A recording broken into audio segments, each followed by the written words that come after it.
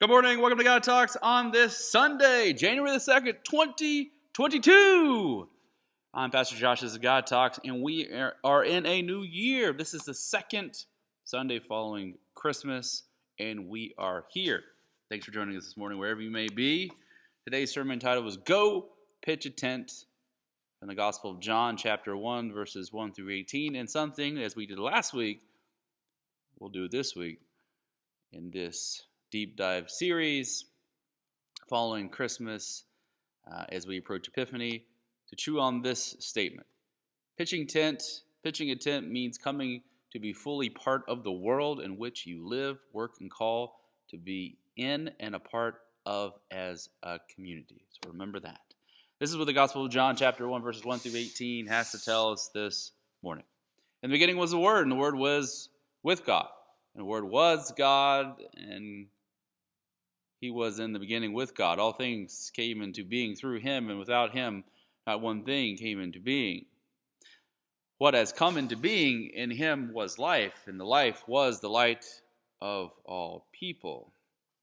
And the light shines in the darkness, and darkness did not overcome it, shall not overcome. There was a man sent from God whose name was John. He came as a witness, to bear witness, to testify to the light, and action so that all might believe through him.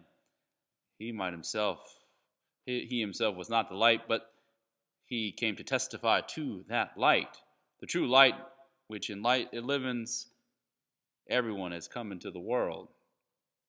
He was in the world, and the world came into being through him, yet the world did not know him. He came to what was his own, and his own people did not accept him.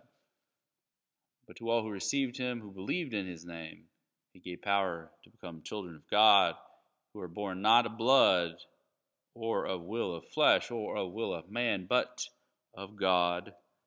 And the Word became flesh and lived among us, and we have seen the glory as of the Father's only Son, full of grace and truth.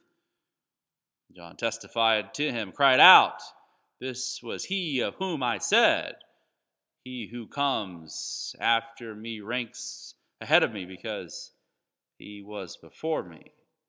From this fullness we have all received grace upon grace. The law indeed was given through Moses. Grace and truth came through Jesus Christ. No one has ever seen God. It is God, the only Son, who was close to the Father's heart and was made him known. And as our gospel lesson in this second Sunday following Christmas in a new year, maybe this is a New Year's message and a sort for us to chew on this morning. In the Gospel of John, chapter 1, verses 1 through 18, we see, while John 1 through 9 is optional, verses 10 through 18 make little sense without the premise of setting out in the opening verses, hence the fullness of the text. The prologue to John's Gospel is John's birth story to Jesus, of Jesus, as we sought a few Sundays ago. These 18 verses as such is both homiletical and hermeneutical helpful. This birth story of Jesus on that eve, peace into the world.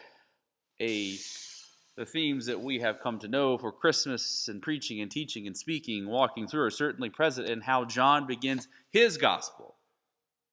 We should focus on any of these themes outlined below to create meaningful Christmas messages, homilies, and sermons, and messages for all. For instance, Christmas is the rebirth of God. The first verse of John 1 is a deceptive, complex verse. In the beginning should stir up biblical resonance to resound, particularly that follows will have something to do with creation, right? The next verses in chapter 1, 2 through 4 secure Jesus' role as a creator with God. Furthermore, God has chosen to recreate God's very self in Jesus, born in the flesh, as you heard. God has been reborn into the world, and now as God's creating word in the flesh. The threefold claim here. In the beginning was the Word, and the Word was with God, and the Word was God. reveals the origin of Jesus, his relationship with God, and his identity as God. Let's say that again. The threefold claim, 3 points laid out. The deep dive. Simply, in the beginning was the Word, and the Word was with God, and the Word was God. From the text in John this morning, broken down, meaning reveals the origins of where Jesus comes from, his relationship with God, and his identity as God. That's something powerful. That's something that preaches, folks. These truths about Jesus are inseparable and essential to John's portrait and illustration of Jesus, the meaning of the incarnation and the notion that which describes our own humanity. We make sense of our own humanity through these categories of origin, of relationship, and identity. Origin, relationship, and identity. Threefold plan. Now, God lives through these truths. Another way of looking at this, another way of seeing through the lens of this, in a theme from this text this morning, is Christmas as the light shining in the darkness. The light above me, as you can see. Verse 5 in the text has been a topic of ongoing debate for those scholars of John with regard to pinpointing the moment of incarnation, either here or in John 1:14, saying the Word became flesh. Regardless of that, the incarnation of God is first presented as light shining in the darkness. Once again, calls upon the creation story in Genesis. There's your parallel. The verb overcome can be translated as grasp or seize. Seize as connotations of understanding or comprehending. Festivals of light down the street like at Tanglewood, essential in the darkness of days of the year. And so Christmas originated as a celebration that could revive those for Christmas. Candid Christmas, a preacher, a teacher, a speaker, a leader, an elder, a deacon, whomever might explore the importance of light for Christmas and for our lives. There's your light theme in the darkness. Or a theme is Christmas as the witness to the light. As we are in the second Sunday of Christmas, we keep moving through these themes that we could pull from John 1:1 through 18 this morning. So thirdly, Christmas as the witness to the light. The introduction of John and the next verses, not the Baptist, but the witness, is rather strange. An interlude in this cosmic birth story in John. What is John doing here anyway? Commentators would explain away John's presence as a later exploration that does not belong in such a majestic narration and illustration of Jesus' beginnings, his origins, and his identity. Yet the presence of John here, particularly for our Christmas teaching and preaching, post, speaking, suggests that a critical response to Christmas is witness. It's crucial. That's something to wrestle with. That's the deep dive. Christmas is not over when the trees are put on the curb. Christmas is just getting started for those who confess Jesus as God who became flesh. Christmas is not over, as a great speaker and teacher and mystic Howard Thurman would say. Right? Christmas is just a child, and who we are as a fourth theme to ponder in this. Christmas is Jesus as a child, and it's who we are. John 1, 9 through 13 suggests that just as Jesus is a child of God, so are we. Jesus as a baby cannot evolve into sentiments, but has everything to do with its promise for us. To be a child of God is a literal claim in the fourth gospel of John. This gospel imagines and reimagines that every single aspect of parent and child relationship is operative in our relationship with God. Everything a child needs from a great parent for survival, for protection, to be sustained, to be nurtured, to grow, to mature, to trust is what God provides. That love, that compassion, that hope, that peace, and that joy. So we teach and we preach the promise of Christmas that puts us in a manger with Jesus and helps us sense the dependence of Jesus as that which we have on God. A fifth theme and way of looking at that, Christmas is the Word became flesh. In this post-Christmas of themes, Christmas is the Word became flesh. On the second Sunday, the Word became flesh, as it states in Gospel of John this morning. Most clearly, the theological promise of John. This Word, which was in the beginning with God, a partner in creation, in relationship with God, who is God, has now become human. Well, the verse translates and lived among us as here is to tent or to tabernacle, as you Old Testament scholars would know. Most readers and audience, listeners of the Gospel of John will be familiar with the translation, and dwelt among us. The verb can also be translated took up residence, or moved into the neighborhood or the community. This is as much about who God is, what God is about, and to what and whom God is committed, as it is a declaration about the Word itself.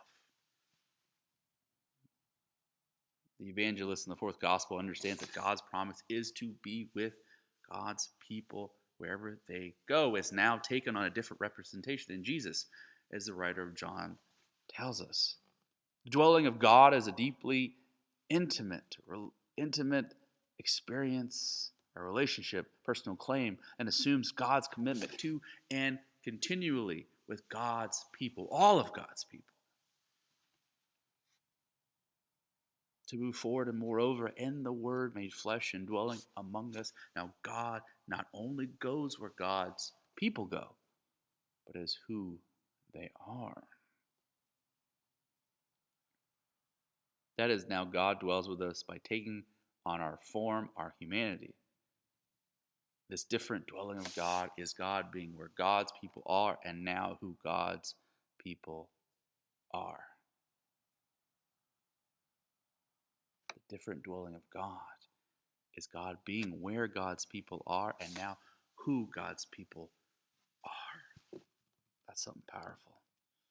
A sixth theme to look through this text this morning is Christmas is grace upon grace. From his fullness of John 1, chapter 16, as a sense of the sum of total, complete, and can connotate a superabundance. The word grace is used only 4 times in the Gospel of John. 4 times. All in chapter 1, verse 14, 16, 17. And 4 times in those verses, and only in the prologue. Chapter 1, 14, 16, 17, prologue. That's it. Grace in the Gospel of John. Once the Word becomes flesh, grace is then incarnated in the rest of the Gospel. It is the entirety of the Gospel will show that grace looks like, tastes like, smells like, sounds like, feels like. Do you feel me? This Christmas is about preaching. This is Christmas preaching. This is teaching. This is speaking. This is living. For the Gospel of John, God in becoming flesh in Jesus has committed God's self not only to be revealed what God's grace looks like, but that God wants to know it and to feel it as well.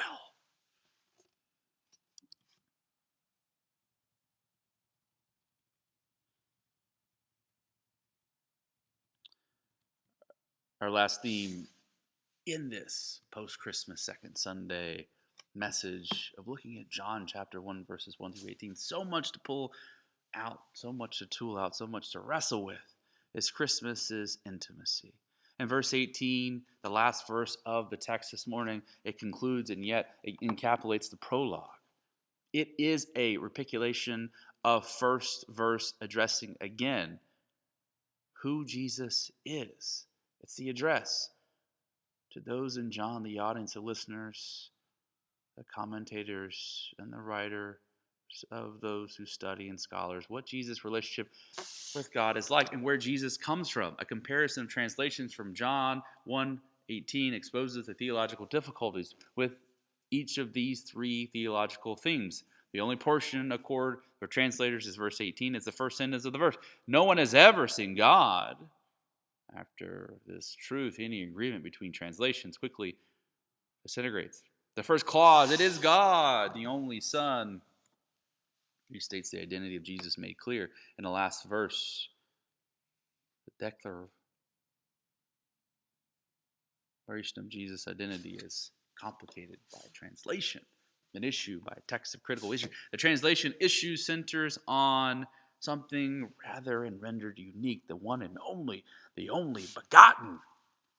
The identity of Jesus is once again God, as stated in the verse. The Word was God in the chapter. It is further clarified that the Word made flesh is a unique God, a one and only revealed and represented of God, an agent, representation, revealed, calling attention to the limits of the incarnation, but also to the distinctiveness of who Jesus is. The text is critical in issuing its word son included in some translations. The earliest and most reliable manuscripts and writings of John do not include the term son. While it is true that Jesus is God's Son, which will be eternal when the Word became flesh, it is not the focus here. Jesus is God revealing God's self in a new and profoundly different way for us to see, for all of us to see. The location of Jesus' heart and the only one of God is close to God's heart. The heart side and blossom. The choice of side and heart or translation suggests the essential difficulty with the concept that Jesus, as God's unique expression and God's Son, dwells within the Father.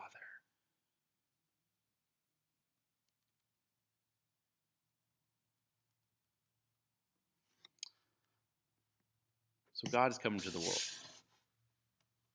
Profoundly, powerfully, unique, expressing, showing God into the world, made flesh through Jesus Christ.